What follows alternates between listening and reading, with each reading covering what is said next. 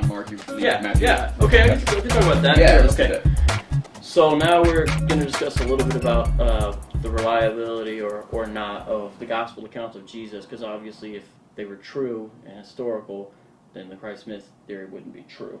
Absolutely. The four gospels canonically accepted, of course, Matthew, Mark, Luke, John. One thing David would say is that he doesn't think that any of the names attached to those documents represent the actual authors. Right. And so I'll make a few things I would say about that. One is sort of the surprise of who are the authors. What I mean is Mark, especially, and even Luke. And it's interesting, you have all these disciples mentioned in the Gospels and all these sort of figures of Christian history, but then you have a lesser-known figure of John Mark, and yet his name is attached to this Gospel. He's not like this prominent guy. And to give someone an example of what I mean, if you look at the Gnostic Gospels, they usually have a pretty prominent person attached to them. Right. Thomas, Peter, even Mary Magdalene, Philip, these names, and they go out of their way to say, I wrote this, I saw this. It's almost like tipping their hand that they weren't there, which the Gospels never do that. They're a lot more anonymous. Well, I say there are some giveaways that they're not that they're trying to put something over, but they simply don't say that they are who they're supposed to be, well, and they give it away that this is happening way in the past. So John Mark, according to like the book itself and even the Christian tradition, has never been thought of to be an eyewitness to all events. So early Christian tradition, whether it's Papias or whoever, is the idea is Mark was Peter's interpreter. Exactly, and that's where I was going to go with that. That's where the account comes from. And there's and you can't have a better witness than Peter. So it's not so crazy to make John Mark the author of your book for that reason. But why not? And when we see this in the second century, we see them saying, "Oh, well, he wrote down everything that Peter said." Yeah, you see that argumentation. If that's the case, why not just call it the Gospel of Peter? It's a roundabout way. They already had a Gospel of Peter. They didn't have that until 150, and Mark predates the Gospel of Peter. Mark is definitely the oldest Gospel we have. Yeah. But originally, when Mark wrote a Gospel, he didn't write the Gospel according to Mark. He wrote the Gospel of Jesus Christ, the Son of God. It's the title's right there. Right. Well, here's the thing, though, David. Textually speaking, there's two things you've got to contend against. One is we don't have any copies of any Gospel where the preface, if you want to call it that signatory that says the Gospel of Jesus Christ according to. We don't have any of those that, number one, contradict each other. And here's what I mean by that. You don't have any copies of Luke that have Mark's name or some other random person's name. Gotcha. All the copies of Luke that have that beginning part, every single one has the Gospel of Jesus Christ according to Luke. Meaning they always match with it. And here's the second thing. Wait. Let me address that. Let me address first. All of our earliest copies that do have this, what you might call, I don't know the technical word, the signatory or that preface. Right. All every earliest copy that we have that has that first page of it, they all have it. Okay. There's none that don't that are complete. I'm not disagreeing with that. You see how that's an argument to be made against your position? But here's the response to that. Sure. What is the earliest ones we have of that? We don't have these things until towards the end of the second century. We have nothing from the first century at all, as far as an early text of the New Testament. But all of these texts that once they get complete, we don't have that until the very end of the second century, towards the end. So there's a 150-year, maybe as much as 200 years blackout period where we just don't know. Right, wrong, whether they're true or not, we don't have any way of matching up what the originals were. But what we do have in our oldest manuscripts is we have evidence of deliberate changes from faction to faction. Yeah, you're right that those titles we have at that point are already settled, but almost nothing else in every single gospel we have is settled. Well, when you say the blackout period, I mean, did you hear the debate with James White and Bart Ehrman, where he said, okay, if you're going to say that it's a gigantic gap between when the events were supposed to have happened in our earliest copies with the Gospels, what do you say about other ancient documents? And Bart Ehrman said, well, those are ginormous. Exactly. And so, you've seen these lists before, but like Plato's Dialogues, date of original, 4th century BC. Our earliest manuscript is from 900 AD. Homer's Iliad, 9th century BC. Earliest manuscript, 400 BC. Herodotus, 425 BC. Earliest manuscript, 900 AD. Aristotle. You go down the list. Here's Julius Caesar. Right. 58 BC to 44 BC. The original event's But here's my 8900. question. Whenever anybody gives me a list like this, Yeah. I say, why are we comparing apples and oranges? You can't prove that the Ancient Gospels documents. are good. You can't prove that the Gospel's good by No. showing how bad Homer's That's thing not is. the argument. The argument is to say something like a blackout period. What do you call this then? Those are huge blackout periods. So that's a and huge that's blackout why, period. Well, let's take Homer, for instance. Yeah. If you try to say that we have the originals of Homer, we don't. We know we No don't. one thinks that we don't have. If you ha- you mean like the autographa? No, I'm not trying to. Homer I'm wrote? not saying. That's what I'm original not saying means. our text that has come to us now was not the original text. It depends. No one argues, or if they do argue that, they're wrong to. Well, it because depends what you mean by original text. If you mean scribes and copyists make mistakes, no one that's a textual critical expert denies that. But if you mean yeah, the and same, I don't either. I don't. That's if not you what I'm mean worried the about. s- the I'm worried same- about deliberate changes. I'm not worried about grammatical errors, or spelling errors. That's fine. So I mean, there's textual critical studies in every field of any document that was handwritten. So there's Shakespearean textual textual critical studies. Sure. There's not literally, when it comes to every single jot and tittle, if you want to use that phraseology, Yeah. none of them, no two copies are exactly identical for any handwritten work. If Right. you But wrote again, two copies we're not of your talking- book, same thing would happen. Sure. My point is, though, if you're going to say blackout period for the Gospels, Yeah. it's not apples and oranges, it's apples and apples, it's ancient documents. And I What agree. do you call What this? I'm You saying- call this what- a huge blackout period? Well, here's what I'm saying. If you're saying, well, wait, they all have a blackout period, I'm Yes. saying yes, that's absolutely That is true. not my argument. My Oh. argument is the Gospels are actually on great firm footing when compared to any other ancient document Well, from the time wait, of the source why- to the time of our first manuscript. How does that follow? Because it just Because all Homer, the others are more. That's the reasonable expectation. what I'm saying is we can't base our confidence on something like Homer because of that. Okay, now watch And this. in fact, well, here's the thing: Homer didn't exist either.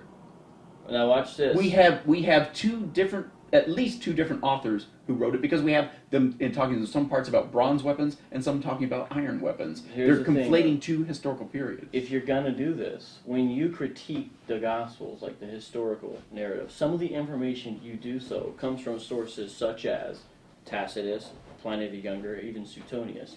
And But if we have to you're- modify. Wait, hold on, David. Just let me all finish my point. I actually did not do. finish my point. Yeah, go. If you're going to do that, which I'm not necessarily saying is incorrect in and of itself, but Yeah. if you're going to do that, you don't see how there's a big double standard to say, I'm going to rely on this ancient source document here. that has a bigger blackout period to critique this one, and then say, I'm critiquing it with this document, number one. Number two, I'm critiquing this document for a blackout period. Gotcha. Don't you see how to...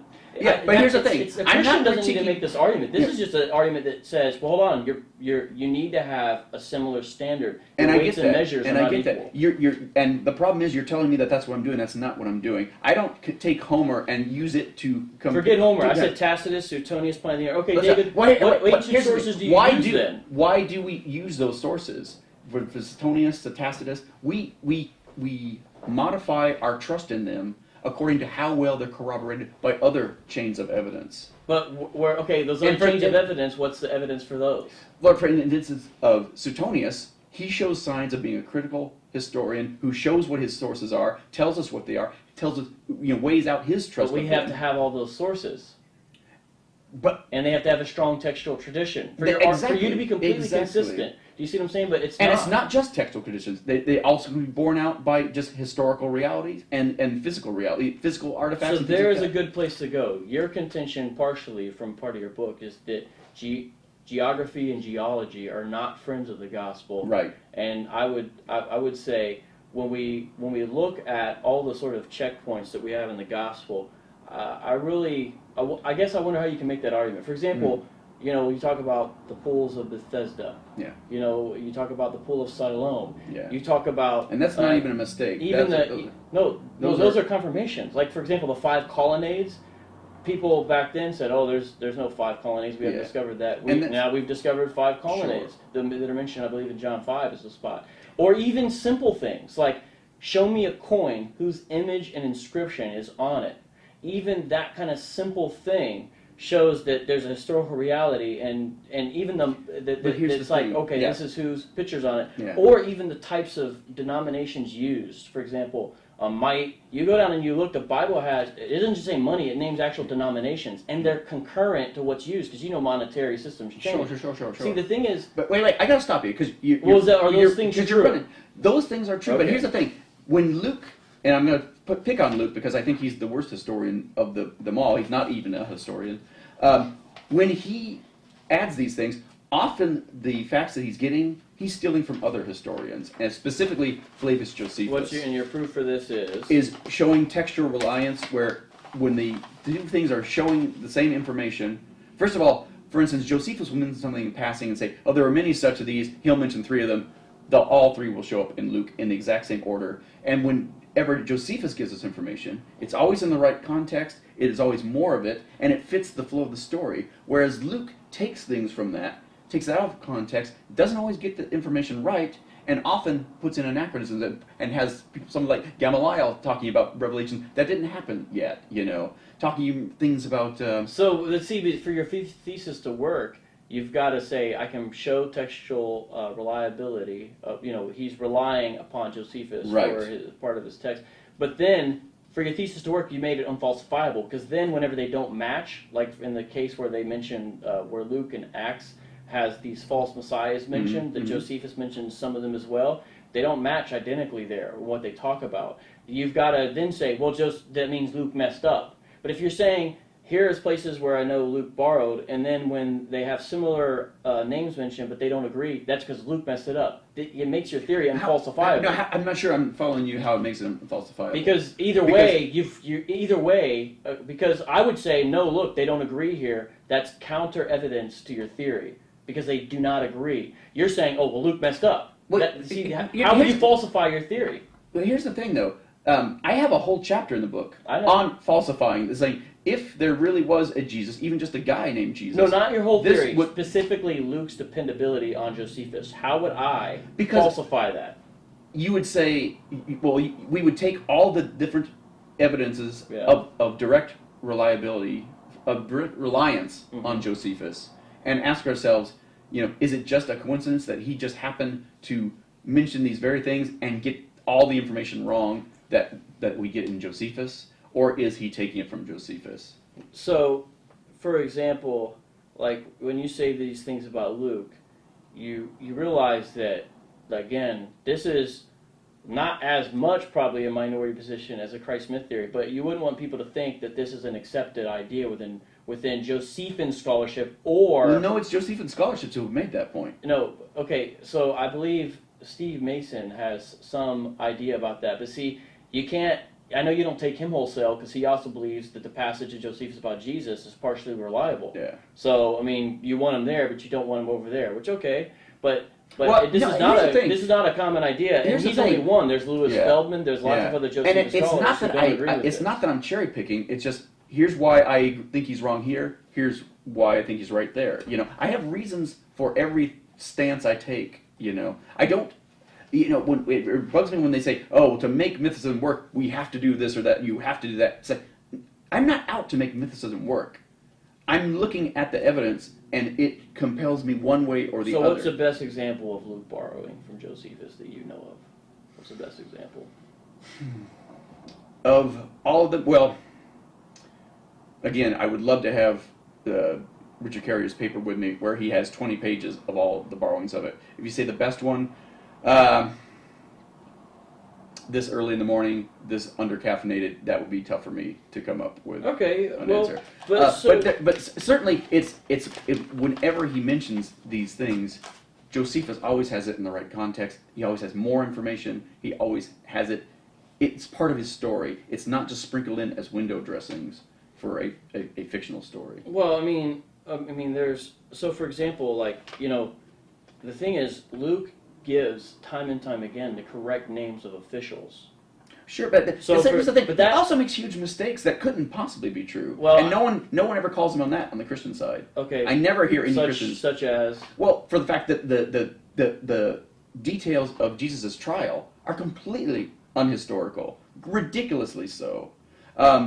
And he simply copies Mark's mistakes about that. You don't think, and not just about that. Well, hold on. See, that's not a good argument for you to make, because by definition, you don't think Jesus' trial happened. Right. So, and part of the reason you're assuming your theory. Because we know. No. Wait, listen to me. We know. How could it be correct? If the Christ myth theory is true, how could Luke have an accurate rendition of Jesus' trial? Because he wouldn't be saying ridiculous things that would never happen in a trial. For instance, and they dogpile up so fast it's hard to keep up. There's all these violations of Sanhedrin law in this trial. It's a trial by night. It's a trial in somebody's house. It's a trial on the eve of Passover. That's part of the point, the illegality of Jesus' trial. Well, let's take another thing. The fact that they have the Pharisees and Sadducees in cahoots with each other, that's ridiculous. The Pharisees hated the Sadducees. Wait, have you read? And they would have loved somebody David, like Jesus. if you read the Gospels, they have that antithetical relationship between the Pharisees and Sadducees.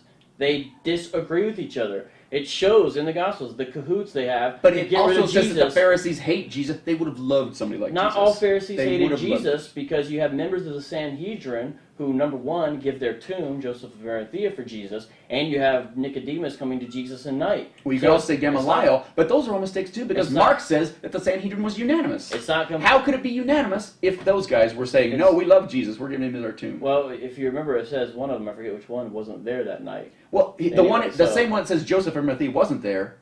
All four Gospels disagree on who Joseph of Arimathea was. Only one says he was a member of the Sanhedrin. Okay, which, by the way, is, again, when you talk about criterion of embarrassment, the fact that you have a member of the Sanhedrin partially responsible for crucifying Jesus being the one to give him his tomb, it's sort of a twist that seems like you wouldn't make up unless it was true, and that's why. See, that's a slippery slope right there. No, but it's a relatively it's like an established thing that even so-called critical scholars agree this Joseph of Arimathea, because of the level of historical. We haven't even found Arimathea. The only time Arimathea has been mentioned is 4 times. And that's in all 4 Gospels when they've introduced Joseph of Arimathea. Okay, time and time again, when we supposedly haven't found a town or all this, the question is, does more digging unearth these things? And here's what I would want you to do. Yeah. If you read the Nag Hammadi library, which has a lot of these Gnostic documents, sure. If you read them through and through, or if you even read some of these newer finds like the Gospel of Judas, sure. you will find 1 or 2 physical places mentioned. This is not an exaggeration. I literally mean you will find no other cities or towns. You'll find Jerusalem, and sometimes you'll find sort of Judea mentioned. Yeah. That's it. You don't have bodies of water. You don't have modes of travel. You don't have any of that in those. That's not true. Here's the point. Actually, Gospel Peter and other Gospels, apocryphal Gospels. Jerusalem. It's in Jerusalem. But they're just as the River Jordan. They've got miracles that happen. Wait. Who mentions? Which Gospel that's apocryphal mentions these things? The Egerton Gospel, which is our second oldest Gospel, comes from a completely unknown Gospel we don't know, showing miracles on the River Jordan. Okay. And that's just one. That's just one of dozens of these ones in the 2nd century. So I went through these. They don't mention these place names. Like when you have the Gospels, you add up. I mean, you've got a certain amount of real people and real places mentioned. But here's the thing. Why are you taking this argument? Because how does this make Arimathea a real place? No. The best you can say is we've never found it yet. No, here's my point. Fabrications and myths don't look the way the Gospels and Acts look. Oh, that is so not true. Okay. So not true. If that's true, then here's the reason why I mention it. Because when you go through them, they don't mention all the place names and towns. They don't do it. They don't have. That's your criteria? No. Sorry, that's not my argument. No, you don't. Yeah. I don't think you see. That's not my argument for the reliability of the Gospels. That's my counter argument to your claim that they're just. I'm just saying they make mistakes. That's all I'm saying. And he tends to make less mistakes about Rome than he does about Judea. And not just geographical, but like just basic Judaism 101 mistakes, repeated misquotes of Scripture. There's all these different you got to give examples. You can't just say like. I've got a book, baby. I've got a 250-page book that's full of examples. You gotta. The thing is, when I read your book, it's a little troubling because it's not like you have footnotes, and so I can check up what you say. You'll just say the trial didn't go by normal standards that we know of. And you know what? That's a fair cop. How in the world am I supposed to? Here's my promise to you. Take your word on it. Here's my promise to you. Yeah. And I said this as much to you off camera that I would love you to be a beta reader for a book because that's what I need to do because there's so much stuff that I've internalized, these arguments. I need to be very scrupulous. I felt like there was a ton of footnotes, but of course, you could never have too many footnotes. And I'm not making the argument. Look, I get that. I'm not making the argument, just so you hear me, that every book needs to just be doused in footnotes. I've heard people give that. I'm not saying that a book with a lot of footnotes is right. Sure. I'm not saying anything like that. But it would be helpful to at least not just. Yeah, all I'm saying is even to say, like, according to so-and-so in their paper and this, and people can find it based on that. All I'm saying is, like, when I go through the book, I can't I can't Yeah. like really check up on most It's a of your fair stuff. cop. It's I a have to fair like cop. I have to like comb through to say what's he Yeah. mean here. Yeah. Because you're just kind of making claims, but You know, how do we and, follow and that's up? why I'm making another book. So we will. All right, This is not over. This is just beginning. Well, I'll be a beta reader. Groovy. That's All 10. right, yeah, there's 10 or 15. Okay, so what's How you holding up?